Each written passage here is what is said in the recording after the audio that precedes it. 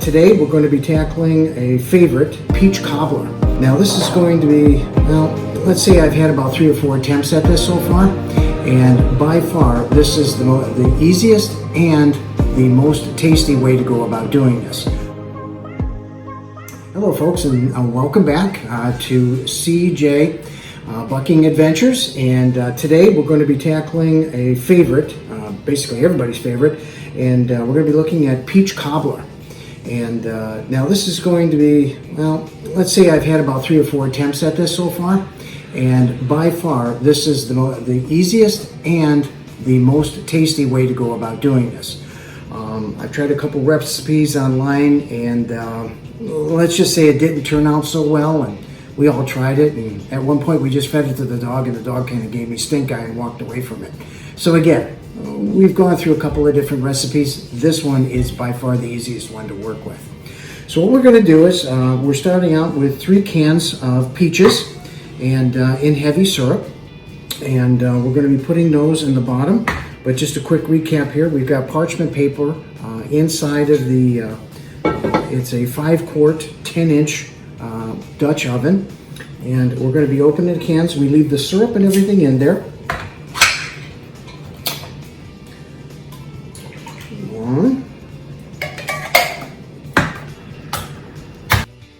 As far as the peaches, from there it's just simply classic yellow cake mix. This is it.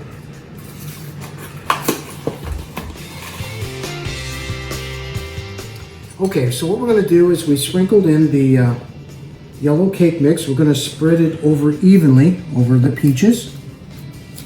Give ourselves a nice coating from top to bottom on this.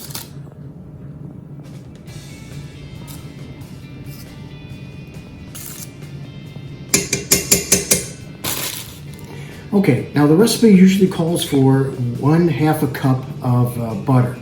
I'm not going to go the full 1/2 cup of butter. I mean, you can if you find yourself on a camping trip and you've got to hike 20 miles or something. This would probably be burned off in no time at all. But as far as what I'm going to be doing, I'm only going to be using about 1/4 cup, and I'm going to slice it very thin. And I just want to give it a nice little even spread across the top of this. So you can go ahead and fast forward here.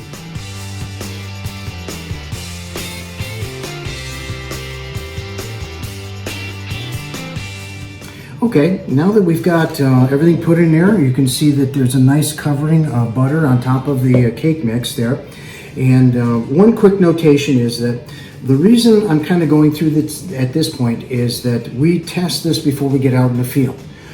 If everything comes together nicely and the recipe turns out perfectly, I know that it's now ready for the field, and there's nothing worse than a whole group of folks sitting around waiting to have some of this, and it turns out to be a great big chunk of charcoal.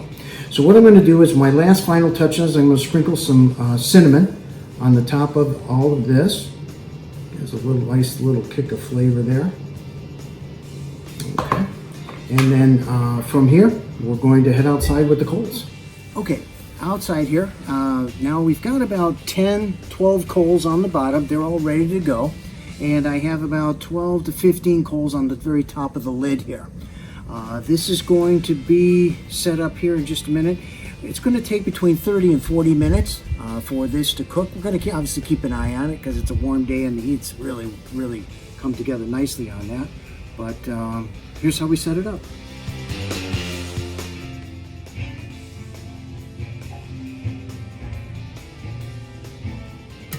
Okay, it's been about 40-45 minutes now, and we're going to go ahead and take the lid off and just see what it looks like.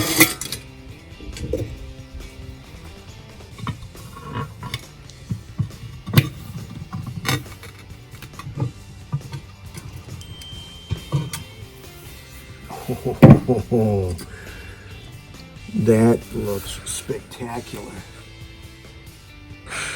Okay, it's been about 15-20 minutes now. It's had a chance to cool, and we're going to go ahead and get one quick shot of it up close. And then we're going to scoop some out and give it the taste test.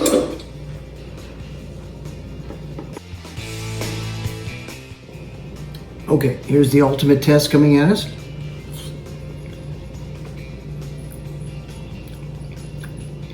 That is delicious. and it's so easy to make, and this will be an incredible hit with everybody around the campfire. So thank you for watching, and hopefully you viewed what you saw today, and more importantly, you enjoy it when you make it yourself. Again, thank you. If you like what you see, go ahead and click the button down below, and look forward to our next videos.